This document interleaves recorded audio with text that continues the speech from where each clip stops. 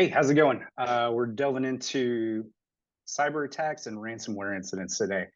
We got Tom here. He's our CEO of Kirk and Meyer Tech. He's got a wealth of knowledge in this area, so I'm just going to dive into it.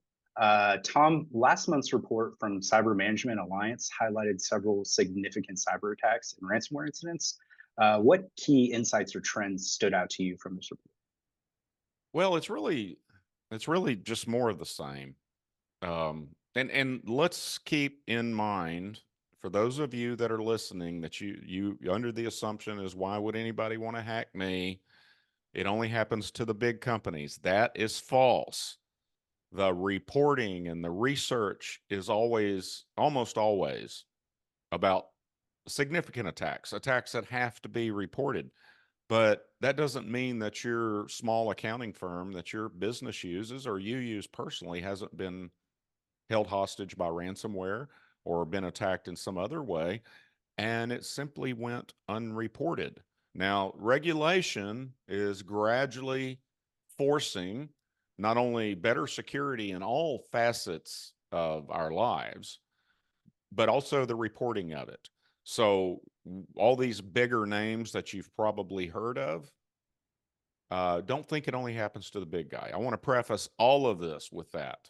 It happens to every single person, and over half of the attacks are to small to medium-sized businesses and individuals, okay? You know, yes, they can get $100,000 from University of New Mexico or whatever that attack was. But your ransom at your house may be 500, might be 3,000. And if you've done a really good job over the past 20 years of digitizing all of your family photographs for generations, how much is that worth to you? Any other data that you have? You know, if you're storing your passwords in a spreadsheet, think about the risk in doing that. You should use a password manager, but we're going to talk about a password manager very popular out there that had a problem. So, having said all of that, that's the disclaimer. Don't think it only happens to the big guys. But surprise, surprise, it's a whole bunch of healthcare on there. This is from the Cyber Management Institute. They do a monthly report. This is really the first time I've looked into it. It's a UK company, and they do a good job of talking about who the threat actor is, what the actual technical threat was, what the result of it was, and identifying the victims. Okay, that's their monthly summary report. So if you do business with the Group Health Co-op of South Central Wisconsin, United Health, maybe your insurance carrier, Octa Pharma, that's a company that basically a plasma retrieval or a plasma donor company, Michigan Healthcare, and Change Healthcare. Those were the top ones in the healthcare industry. Now, getting into others, Omni Hotels. I think everybody at one time or another has stayed at an Omni Hotel. How about Panera Bread? Big food chain, especially in the US. I don't know what their international footprint looks like, but they were compromised in a ransomware attack. It's a lot of ransomware. And if you've heard any of my videos, you know that's the biggest threat to everybody. Universities in New Mexico and Oklahoma had their stuff attacked, and they had to cancel classes and a bunch of other administrative headaches. And Tarrant County, I hope I'm pronouncing that correctly, in Texas suffered a major breach. But the one thing that was absolutely terrifying to me in this report, and I've got a bunch of other high level ones, but the most terrifying one to me is in Sweden. And basically, Sweden's sole liquor retailer did not have top shelf liquors for sale because of an attack on the supply chain. They couldn't deliver the booze to the only No, liquor store in Sweden. And so that one travesty. hits me personally. Yeah, yeah, I understand that. So you've got another report that you were looking at. What did you come across? Yeah, I mean, just April alone, I got Boat, be an Indian audio and wearable brand, 7 million. 7.5 million customer records, just email addresses, names, phone numbers, and your physical addresses. Giant Tiger, it's a Canadian discount store. 2.8 million there. That's where, yeah, email addresses, names, phone numbers, physical addresses again. We got a Survey Llama. It's a paid survey website, suffered a data breach of 4.4 million. This one's got dates of birth, email addresses, IP addresses, names, passwords, phone numbers, physical addresses. So yeah, tons of other companies, like you said, that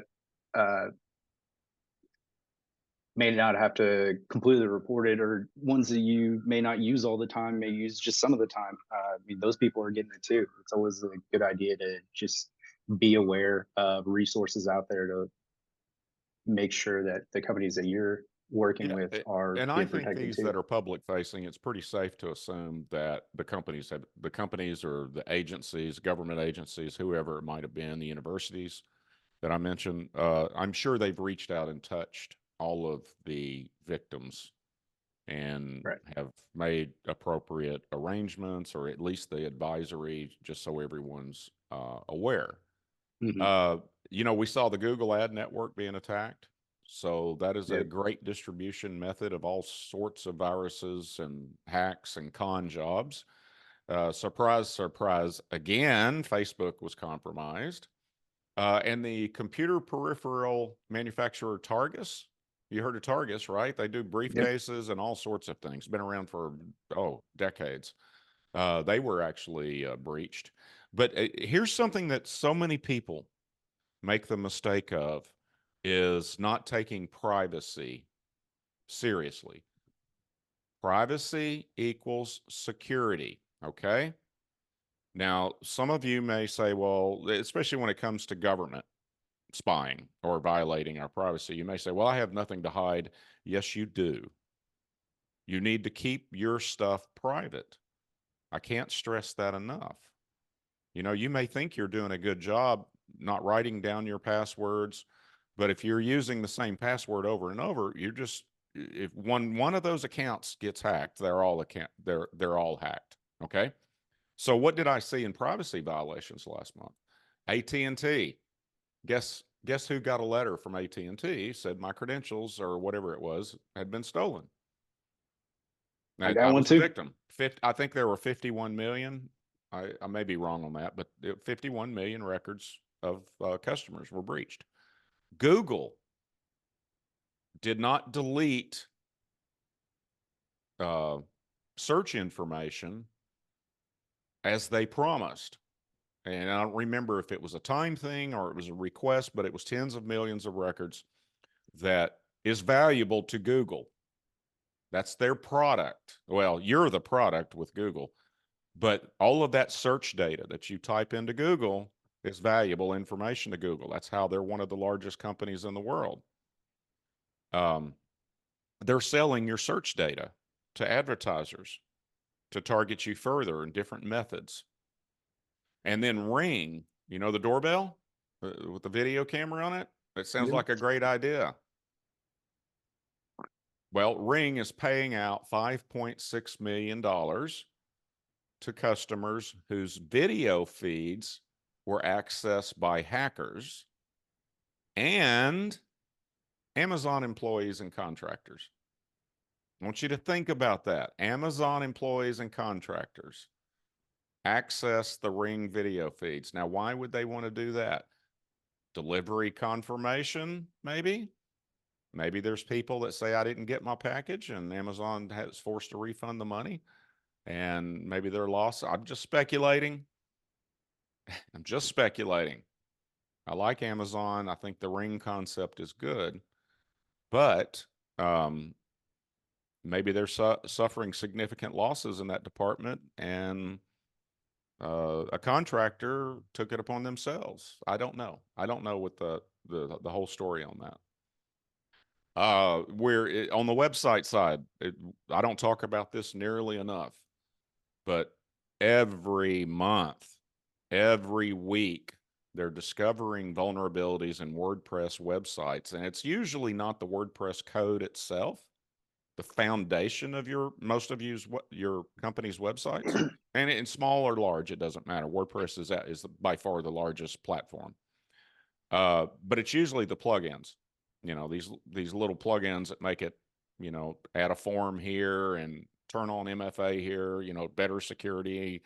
Anyway, they post a lot of security patches to address vulnerabilities in their products. And the point of that is anybody that's listening or watching, if you have a WordPress site, it needs to be professionally hosted.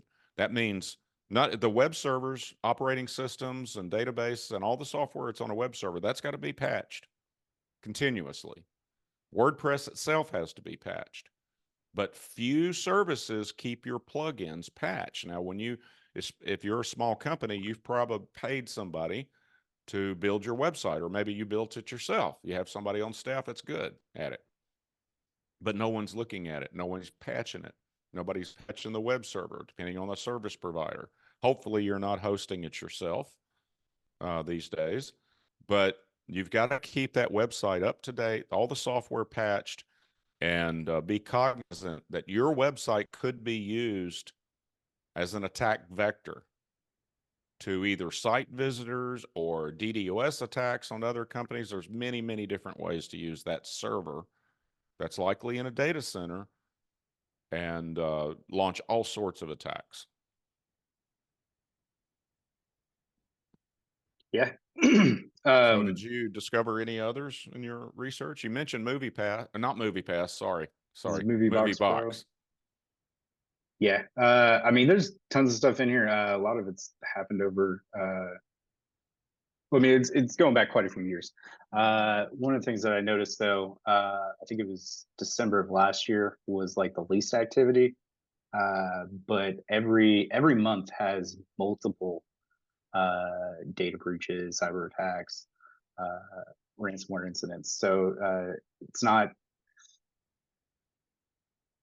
it's common is what I'm getting at. It's happening all the time. So like you got to be vigilant all the time. You got to stay vigilant on this.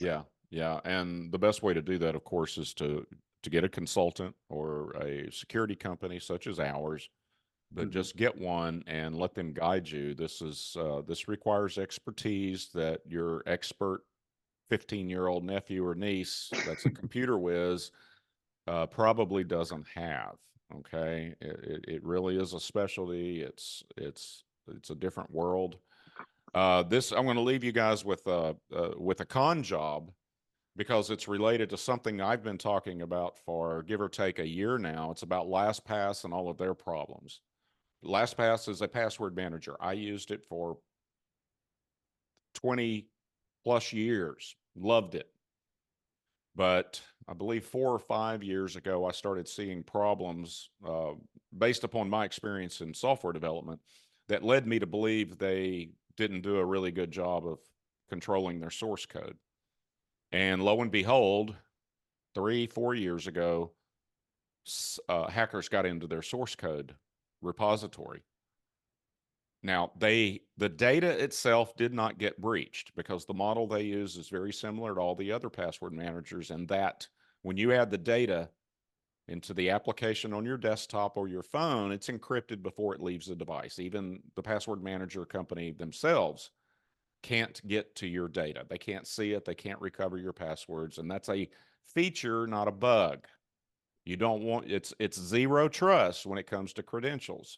Okay.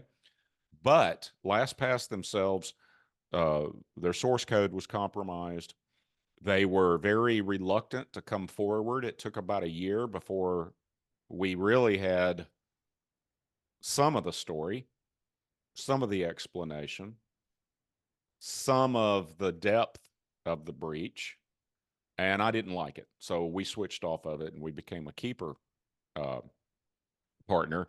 And if you're asking what my two favorites are, I love Keeper and I love 1Password. They're both very, very common, and they're both really good. And as far as I know, they've never had any sort of breach at all, source code or anything.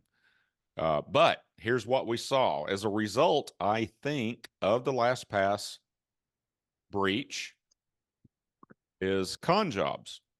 So hackers are targeting LastPass users, and they pose as LastPass staff, and their objective is to get into that account and steal cryptocurrency, Bitcoin, Ether, Monero, whatever, from victims. Because if you store it on an online exchange like Coinbase, crypto.com, there's many others out there.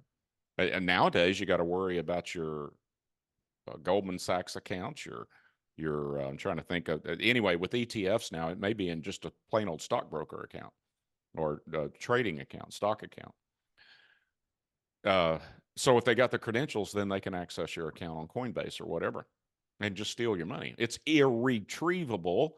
And those types of assets are not protected by regular FDIC or other mechanisms of the US government in particular. The way cryptocurrency works, which is a feature, not a bug, is that once the transaction occurs, it's irretrievable because there's nobody in the middle to guarantee it, right? To guarantee the, and that's a feature. It's topic for another time, another place, but You it's could spend all actually day on that. yeah, I could, yeah, hours actually. That's why when somebody's interested in Bitcoin, they come to me and it's like, man, it's like something you just got to dive into to really understand it and really get it. It's not something I've got a magic 2-minute spiel or riff that'll make it click. And it's like that for everybody. But just keep in mind that storing your crypto on an exchange has pros and cons. Okay. And one of the cons is that it's not in your control. It's in a third party control, and they suffer from attacks day in and day out. Actually, my Coinbase account is actually frozen right now because of attempted hacks into it. But I'm a targeted individual, so the game's a little different for me. Most of you just get caught up in a major attack, or your records are caught up that are stored at a healthcare organization, or a fast food chain, or whatever it may be. And that's the way the average person is. Most people are not targeted. With enough time, money, and energy, I can be breached. And that's a special use case. It's a whole different risk profile. But for the vast majority of you, you don't really have to worry about that because, like I said at the beginning of this episode, is that don't think you won't be attacked. Because, first of all, I assure you, you're being attacked as we speak. Somebody's trying to penetrate that router for your house and your business and everything. The sheer volume of those automated attacks is mind-boggling, and it's doing a good job, and you don't know anything about it. But I assure you, it's happening right now as we talk. Yeah, that just reminded me. I was reading an article yesterday about Windstream. I think they had like 70,000 routers go down from an attack. Hmm. I haven't heard. I can't keep up with with all of it. It's a huge, huge industry. Um, and from time to time we talk about the big breaches. In fact, our first security alert was Colonial Pipeline. I guess that's been 3 or 4 years ago now. And I gave out what I think happened. This was real, real early. It's like it just hit CNN, and it was affecting millions of people on the East Coast. They couldn't buy gasoline and other things. It's a petroleum distribution network for those of you that don't live on the Eastern Seaboard. Um, and what it was what I said. They didn't have a security officer. All the security was in the hands of the CIO, which by all reports she was marvelous, really good at her job, but it's a different specialty. It would be something akin to going to a neurosurgeon for heart surgery. So just keep in mind that good guy, white hat, cybersecurity defense, and even within that are different specialties, but is a different animal than just IT. And keep that in mind when you're increasing the security for your company or your organization or even for your family. Yep. That's a lot of good info today. Yeah, so just want to thank everybody for tuning in today. And remember, if you've used Mama Survey, it's time to change your password. Yeah, don't come up on the list next month, whatever happens, right? Yeah. Don't get on the list. I don't want to see anybody that's watching this get on the list. So take it seriously.